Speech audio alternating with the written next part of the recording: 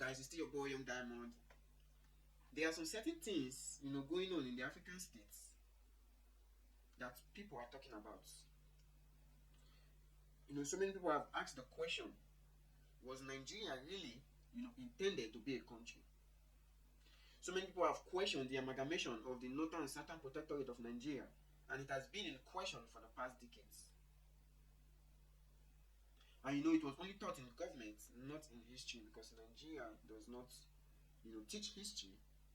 Rather, they teach government to know why some certain policies of government and how they came on board. And of which the one they also teach is the amalgamation of the Northern and Southern Protectorates, together to form a country. And the truth be told, it has not worked. And normal, that treaty was supposed to last for 100 years, but the 100 years has elapsed, and controversies here and there keep coming up as, to the true intention of the unity of the Nigerian state.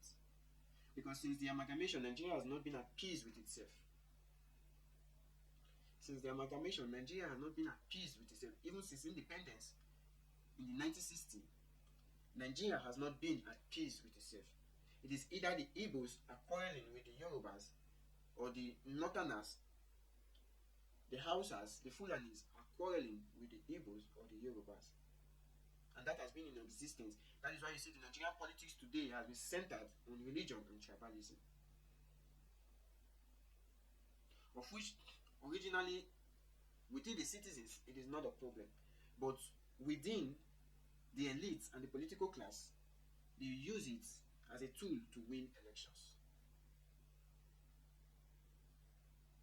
Nigeria could be united had it been the government had made proper provisions for growth and sustainability. When government starts neglecting its duties, now the people will not be so intentional in knowing what they are doing. And even the government is up and doing, living up to its responsibilities and all of that, there won't be any tribal sentiment, religious sentiment, tribal war, religious war. It won't exist. Because why? The people are doing well. It is only people that have nothing to do that indulge in these things. That is why the first thing they do, is to increase the number of people that are poor, or increase the poverty rate, to create this chaos. Nigeria has not worked since its amalgamation and since independence. Why? Because leaders have been selected from various regions of the Nigerian state to represent the people in government. They have all performed woefully, and now the people fight themselves as an end product of the incompetence of their selected few.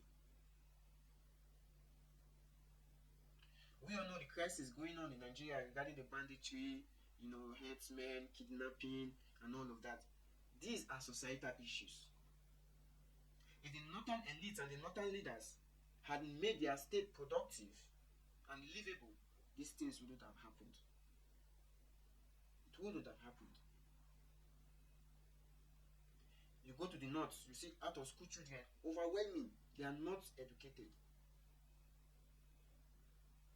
Their way of life, very poor, but they have elites who have amassed wealth, yet poor distribution of that wealth. So it is crazy because probably the kind of orientation they get about government is when you get in just for your own self, not about the people. That is why I keep saying democracy has never been an African thing, and it cannot work in an African setting. It only creates strife, chaos, and power tussle amongst the people.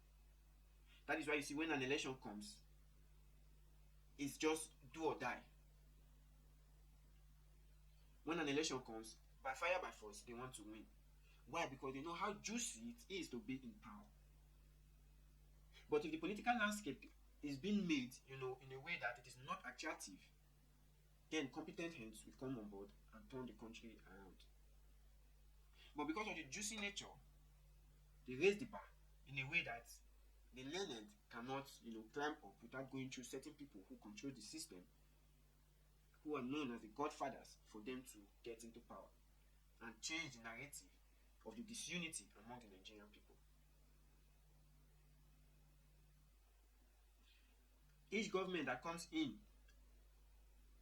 the first year they use it to settle themselves in office, trying to understand what they are doing. The second year they try to do one or two, innovations in the country and infrastructures. Now the third year they start preparing for the next election. They start preparing for the next election, and then the resources of the states they are keeping it to pitch for the next election. That is the major reason for the underdevelopment in Africa and also in Nigeria. Even when these people seize power, most of the time they don't do anything. They impoverish the people. That is why across Africa we have, let's call them monarchs, because when they seized power, they've refused, to step down from power. But yet their country is nothing to write home about. Democracy is the number one harm of the Nigerian or African setting in particular, and the interference of Western powers has not made it possible for these people to perform properly. Which is why even when a military government seizes power, when it is not independent, is not interested in the welfare and development of the people. We have Cameroon as an example. We have Gabon as an example. We have Guinea as an example. We also had Niger as an example. We also had Burkina Faso and Mali as an example. How they are being impoverished due to Western and European interference. So Nigeria also has its own interference, which is why it has not been able to work. It only favors certain people who are ready to play to the rhythm of whatever they intend and they plan for. That is why the schooling system today is only sensitizing the people that it's just all about you, it's not all about service. When you get in power, it's all about you and not about service. So people are striving, looking for money to conduct election, try to win, not to serve, but for their own interests. Only the selected few work for the interests of the people. But there's one thing that can create unity in a state that is not unified, is when the government put the needs of the people first before its own. When the government makes sacrifices for the people rather than asking the people to make sacrifices for the government. And then you discover that even a state that has been tagged not unifiable becomes unified. I rest my case.